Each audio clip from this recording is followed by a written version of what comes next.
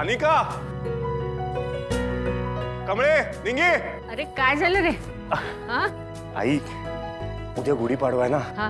3:30 मुहूर्तातला एक दिवस. हो. आणि आपल्यात परंपरा आहे सोन्याची वस्तू गिफ्ट देण्याची. हा? मी आपल्या मुलींसाठी नेकलेस आणल्यात. अरे वा वा वा, किती सुंदर आहे. माझ्याही मनात विचार चाललाच होता मुलींसाठी काहीतरी घ्यावं म्हणून.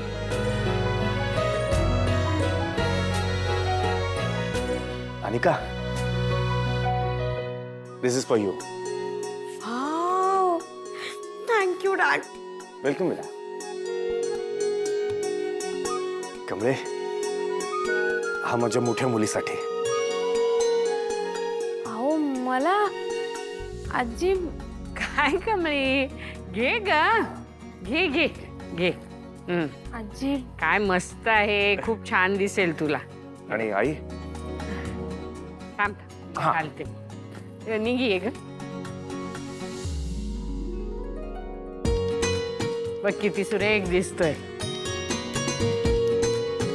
आणि आई, हे तिसरं गिफ्ट माझ्या तिसऱ्या मुलीसाठी. म्हणजे निंगीसाठी. ये निघी ये. छान छान.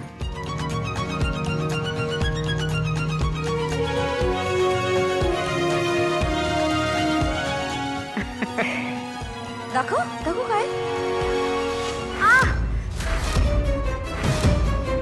वाव, किती सुंदर आहे हार. मस्त आहे ना. अहो काय करता, लागलं की मला. रागिणी, कुठली पद्धत आहे नेकलेस पाहण्याची? मॉम, तुला नेकलेसच बघायचा होता ना, मग माझा बघायचा होता, तिचा कशाला घेतलास? एक्सक्यूज मी, मला आवडला हा. मला वाटलं माझ्यासाठी आणलाय म्हणून मी घेतला. एवढं काय त्यात. तुम्हाला आवडलंय तर ठेवा तुम्हाला.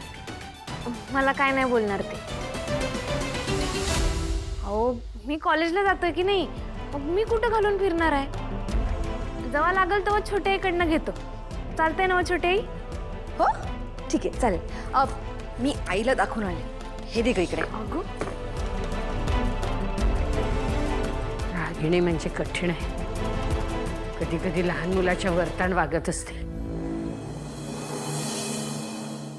ए दीप्स, हा मुलगा कोण आहे ग जो इथे या चपलांमध्ये काम करतोय? हा, सेम टू सेम शंभू सारखा नाही का दिसत? ए हो. ए पण काही काय, हा आपला शंभू कसा असू शकतो? अरे आपला शंभू तर श्रीमंत आहे की नाही. हा कोणीतरी गरीब भिकारडा मुलगा दिसतो. बरोबर आहे.